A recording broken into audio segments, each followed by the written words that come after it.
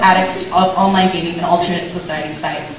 So I, as the Prime Minister, will give you the definition and move on to our argument. So, about the definition, we define stamina as your physical capability of engaging in a certain activity. So the stamina system would be setting a daily quota of X hours, and once this X hour is reached, we believe that the site will be automatically you will be automatically denied access to the site for a period of 24 hours, in which you can take a drink, you can feed yourself, you can go to the restroom, and so forth. We're not going to set X hours, because we believe we don't want this debate to be a technicality debate. What about 6 hours? What about 8 hours? Because we want to really focus on what we're trying to do. Can a government regulate a corporation or an industry because it damages the entire society and has a public harm? We believe absolutely. When an industry is harming the public, we believe that the government needs to step in. Now, about online gaming, it's quite clear. And about alternate societies, it's an internet sites or programs that is a replica of the reality, such as making your own cyber baby or cyber families, or having a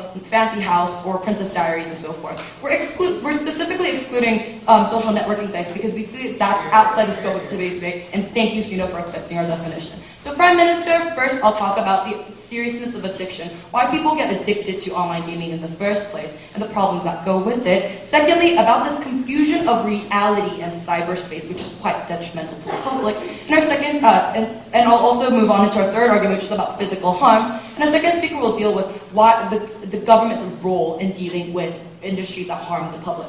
First, about addiction.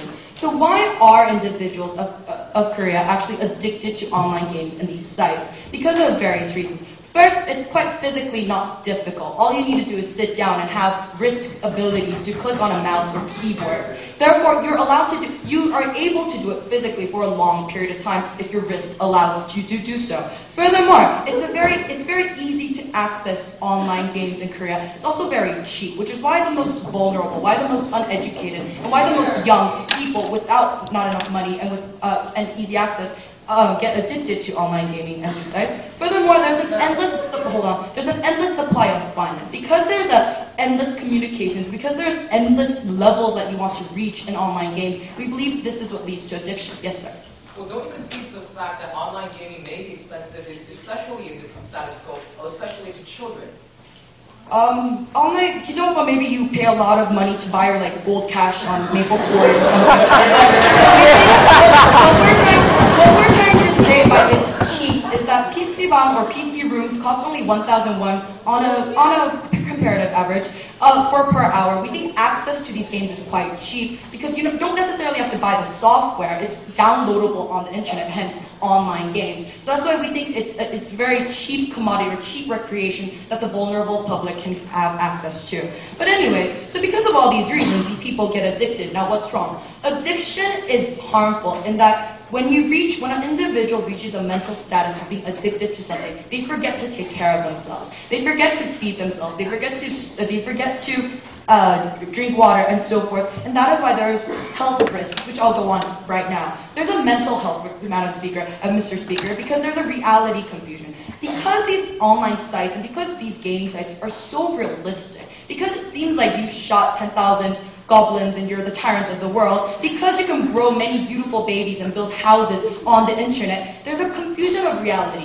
Do I really own a mansion with nice clothes, or am I just a poor Korean university student with not so fancy clothes? There's a reality confusion here. And why is that so bad? We'll explain through examples. Example number one, in the case of Korea, what happened a couple weeks ago, quite unfortunate, was both parents, the mother and the father, were addicted to this social site where you create babies and families, like this alternative society site. What really happened was, instead of taking care of their baby at home, their real, live, breathing baby, what they did was they focused on feeding their fancy baby online, and the baby actually died.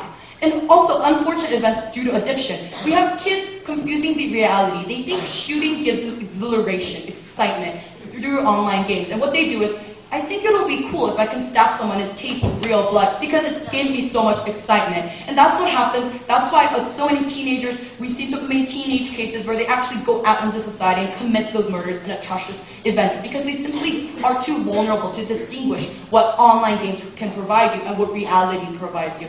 And that is what's quite harmful. But thirdly, and most importantly, not most, but quite importantly, about these physical harms.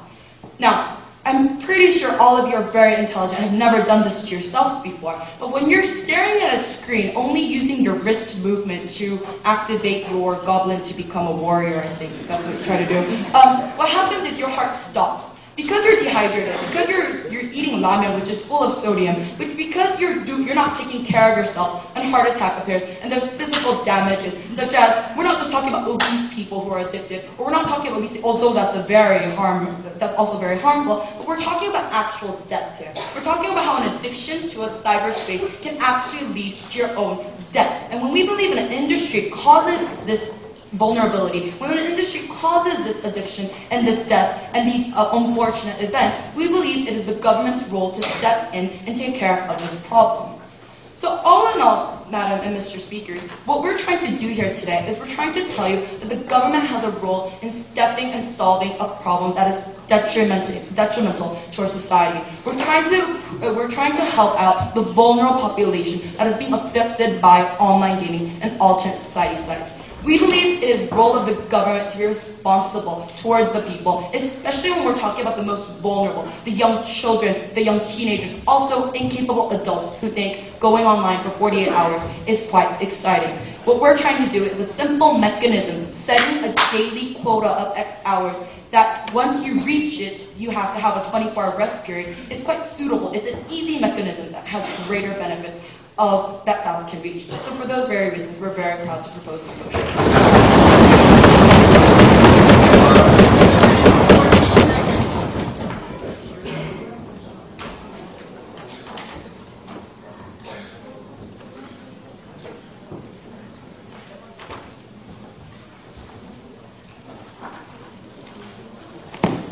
Thank you, Prime Minister, for your speech. Now I'd like to invite the Leader of the Opposition to start the opposition case.